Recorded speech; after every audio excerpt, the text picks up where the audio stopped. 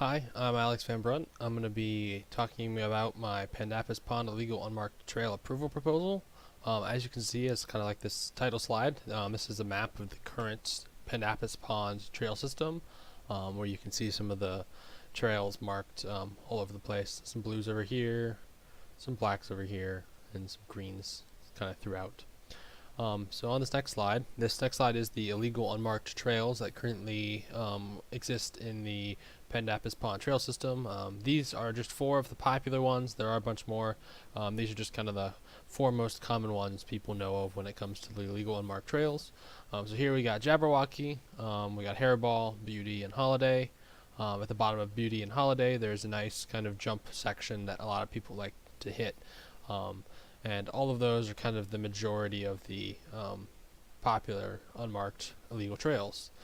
So on the next slide is the trail difficulty rating system. The illegal unmarked trails all are pretty much the black diamond difficulty of a trail. So they're very expert level because they are very kind of narrow and their grades are pretty tough, and they've got a bunch of obstacles on it, which really make them enjoyable and create a very cool experience.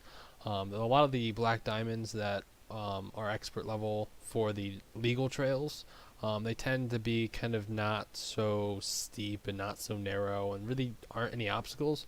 So in my opinion, I would kind of shift them more to a blue, just because of my experience and stuff like that.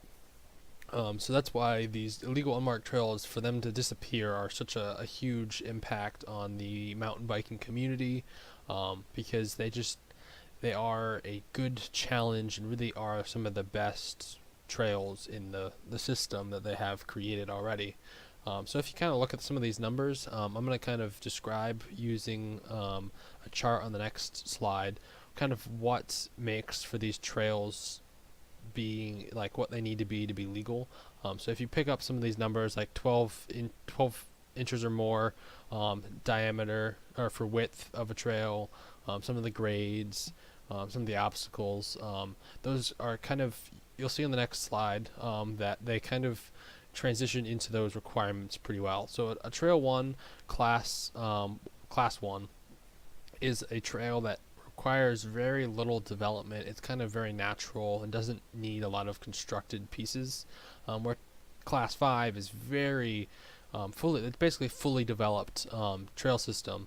And if we look at class 1, a lot of the numbers, so like a single lane 6 inches to 12 inches, some of the structures are 18 inches, the protrusions are 24 inches or greater, the obstacles are 24 inches or greater, grades are 5% to 20%, and so on. There's a bunch of other turn radiuses and stuff like that.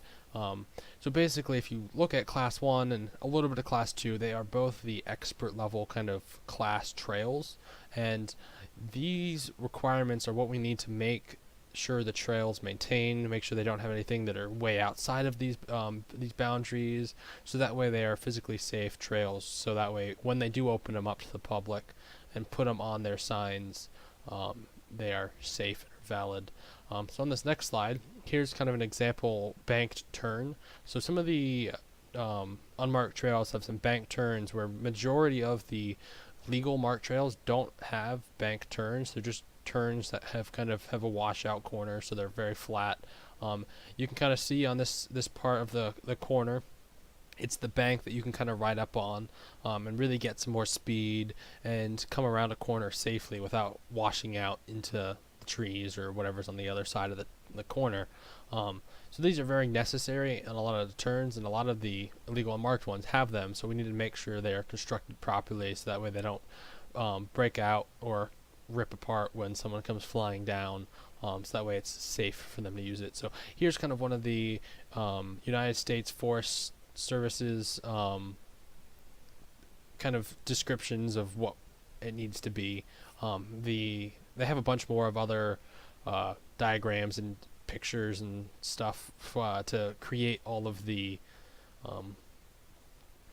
necessary parts of the trail, so we can kind of reference whether they meet those requirements or they do not, and what we need to then beef them up with rocks or whatnot, so that way they can be supported correctly. So in this one, you can see that it's mostly dirt and some gravel and stuff that make up most of the bank's turn. So just for kind of a reference to this happening in the past, the Sedona Park out in Arizona has similar problems they've had since even the 1990s, where there was a huge influx of illegal unmarked trails in the area created by there was a guy named Harris. He created over 200 miles of trails, with the majority of them being illegal.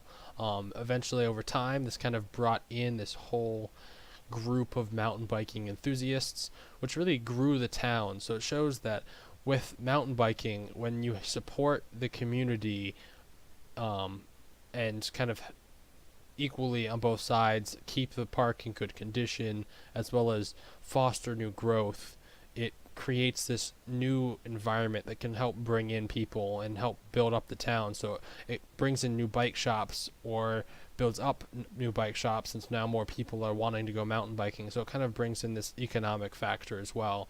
So with creating a good connection between the park services and the mountain bike community, we can really grow this into a giant experience that people will want to come all over to experience. So that is why I think with this proposal we can really foster new growth and create this relationship. So if you would please help and get it approved, I would greatly appreciate it.